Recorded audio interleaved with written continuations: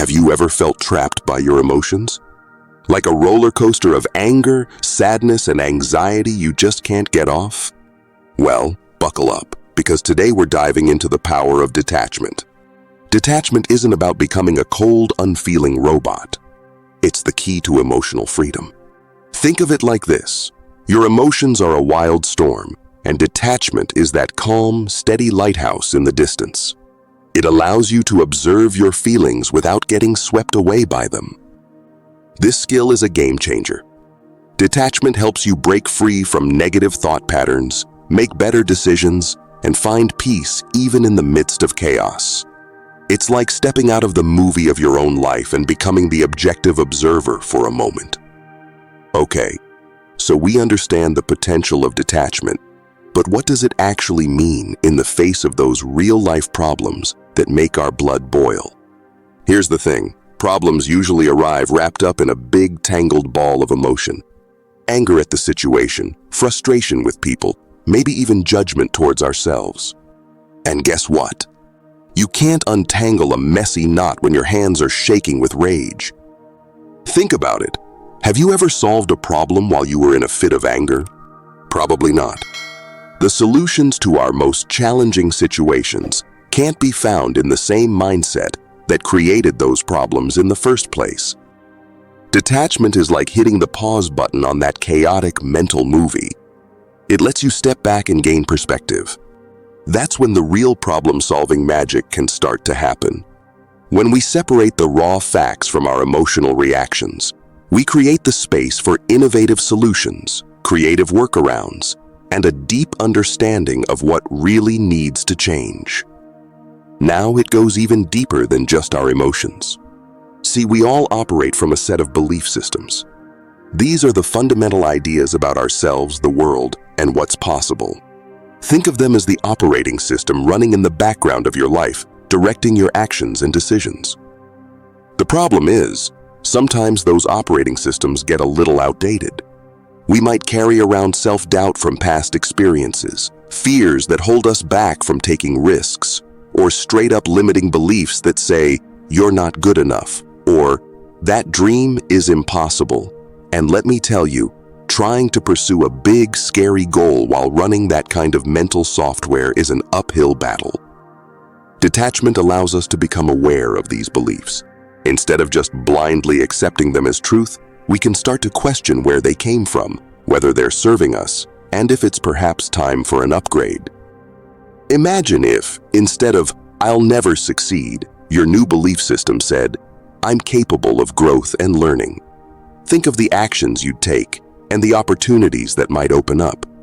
Detachment paves the way for replacing self-defeating narratives with a mindset that supports, not sabotages, your dreams.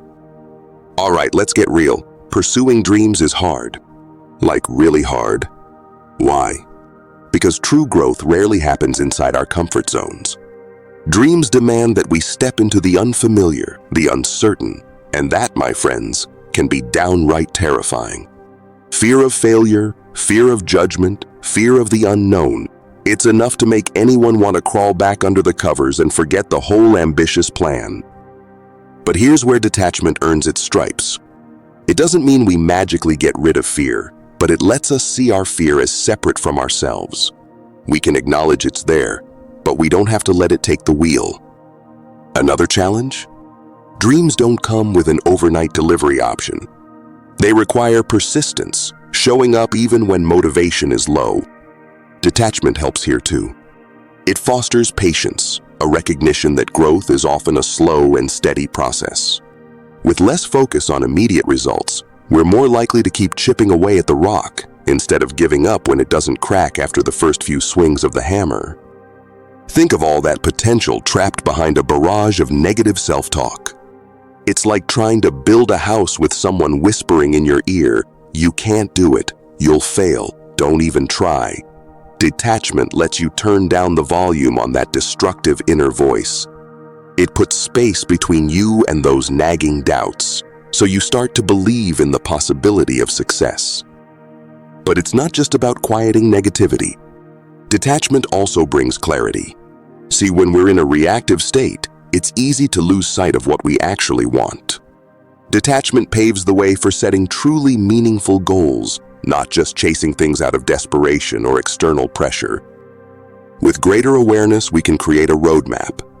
Breaking down big goals into manageable steps makes them less overwhelming and builds that all-important momentum. Imagine the power of detaching from the need for immediate success, trusting your plan, and just taking that next step, then the next, and the next. Here's the thing, no matter how detached and zen you become, setbacks are part of the game. Anyone who's ever achieved something big has tripped, fallen, maybe even face-planted a time or two. The fear of failure, especially after we've already tasted it, can be paralyzing. It makes us want to quit, to shrink back into safety. This is where detachment and resilience form a power duo. Detachment lets you experience the disappointment of a setback without letting it define you. You recognize that failure isn't a reflection of your worth, but simply a data point on the journey. Resilience then kicks in. It's that stubborn determination to adjust the plan, learn from the stumble, and get back up again. It's the voice that says, "Okay, that didn't work, but I'm stronger now. What's the next move?" Detachment and resilience are what turn setbacks into fuel, powering us further down the path towards our dreams. Here's where things get really interesting. We spend so much of our lives chasing success, chasing happiness, chasing some imagined version of ourselves. It's exhausting. And underlying it all is often a sense of desperation, a feeling that if we don't push and force and strive, things will just fall apart. Detachment invites us into a new paradigm, allowing. It's a subtle but powerful shift, a release of that clenched fist mentality. Allowing doesn't mean giving up. It means taking those focused actions fueled by your inner clarity, but then releasing your obsession with the outcome. Life works in much the same way. Detachment allows you to trust that the universe is unfolding as it should, that the pieces will align if you continue to do your part with commitment and a peaceful heart.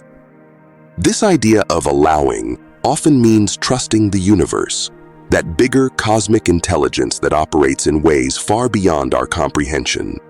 Now, I'm not talking about passively sitting back and letting life happen to you.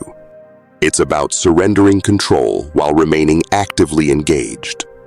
This means letting go of the need to micromanage every outcome and trusting there's a greater plan at work. The tricky part? The universe loves to talk in whispers. So, alongside action, detachment invites heightened awareness. Pay attention to unexpected opportunities, chance encounters, those gut feelings that urge you in a certain direction. These might be whispers from the universe guiding your path. True detachment is deeply liberating. It's finally letting go of that obsessive attachment to how you think things should be. Think of it like a clenched fist finally relaxing. There's so much more room to receive what the universe might offer. Picture a river. It doesn't fight against the current, obsess about the destination. It simply flows.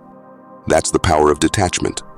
We're more adaptable, more resilient to life's twists and turns, and ultimately, more likely to arrive precisely where we were meant to be, even if it took a path we never anticipated. All right, so we've covered a lot of ground today. If this concept of detachment feels like a breath of fresh air, if you're ready to take back control of your emotions and tap into deeper peace, I want to encourage you to start experimenting. Detachment is a skill, one that gets stronger as you practice it. Notice where you react instead of responding. Witness your emotional triggers. Question your belief systems. Start to create even just a tiny bit of space between yourself and your whirlwind of thoughts. If this message resonated with you, please hit that like button and share this video. It helps spread the word and could plant seeds of peace in someone else's life. Subscribe to the channel for more content like this, where we dive into tools for personal growth and living an intentional, meaningful life.